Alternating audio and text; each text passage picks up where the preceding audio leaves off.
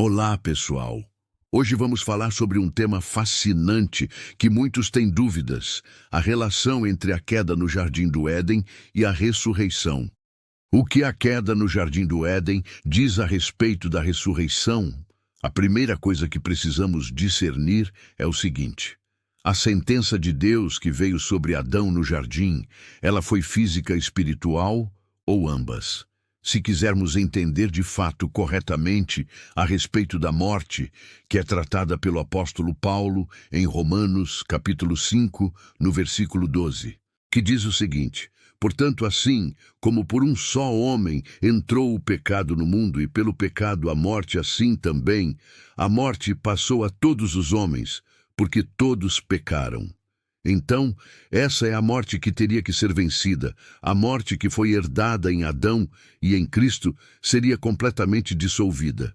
Gênesis capítulo 5, no versículo 5, diz que Adão morreu biologicamente com 930 anos. É óbvio que a morte adâmica que recaiu sobre todos os filhos de Deus não foi a morte física, e sim espiritual. Quando o Senhor disse lá em Gênesis capítulo 2, que se ele comesse da árvore de conhecimento, ele morreria, obviamente a morte não foi física. Mas alguém vai surgir fazendo uma objeção dizendo o seguinte: mas espírito morre?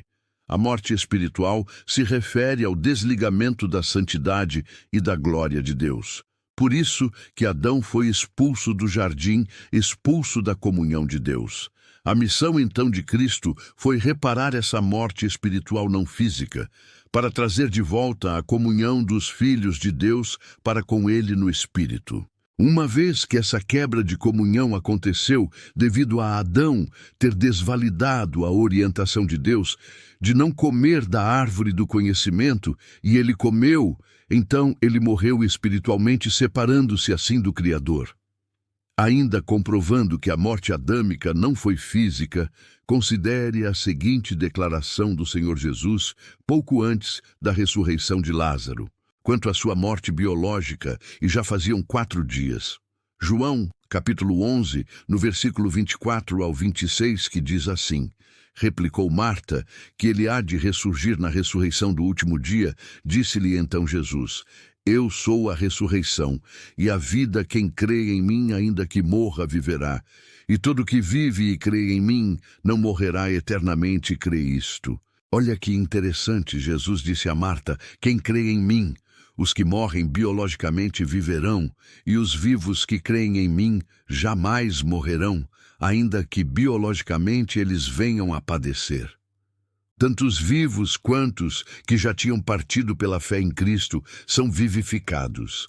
Certamente estava falando da vida espiritual. E, portanto, a ressurreição física de Lázaro não foi a ressurreição modelo, pela qual nós venhamos a nos apoiar, dizendo que o Senhor um dia teria que ressuscitar os corpos dos túmulos. A Bíblia não fala de ressurreição de corpos, e sim ressurreição de mortos, daqueles que estavam separados espiritualmente de Deus, para que em Cristo eles viessem a obter a reconciliação.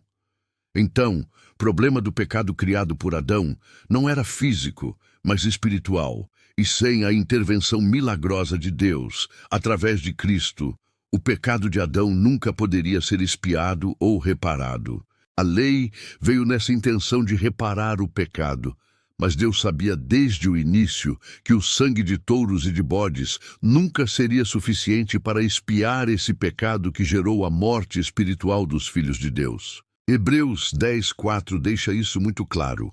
A lei mosaica apenas apontava o pecado, porém não tinha como removê-los.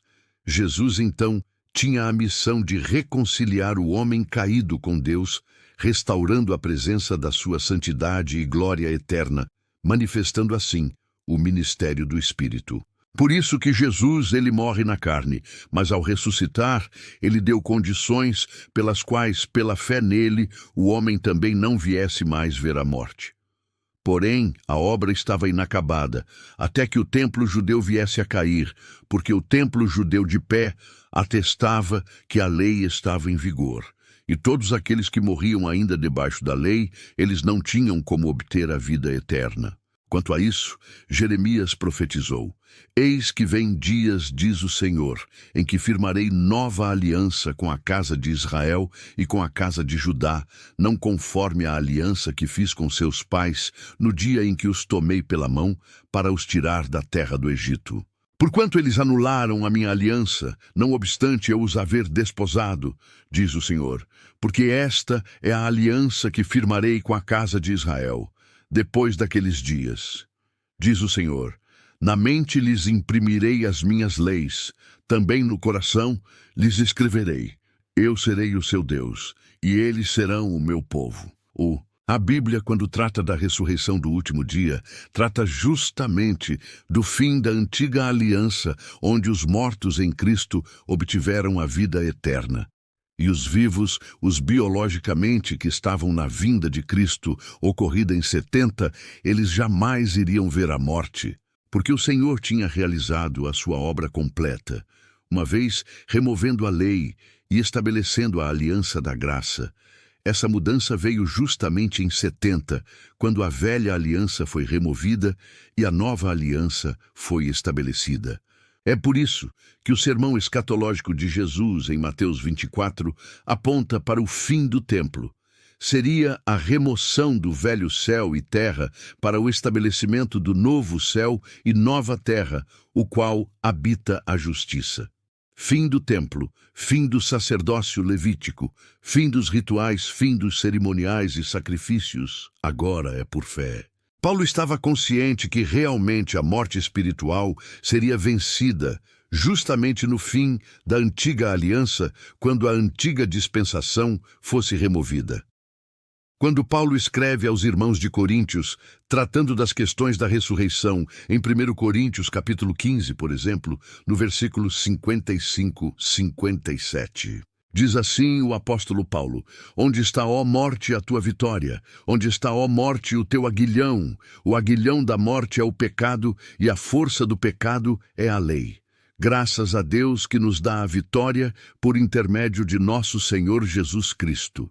Paulo deixa isso muito claro. O aguilhão da morte é o pecado, e a força do pecado é a lei, porque ninguém conhecia o pecado sem antes conhecer a lei. Fica evidente, então, que a ressurreição dos mortos, e não dos corpos, aconteceu de fato no fim da antiga aliança, no fim da lei, no fim do antigo aion. Em Cristo Jesus, estamos reconciliados com Deus de volta ao jardim.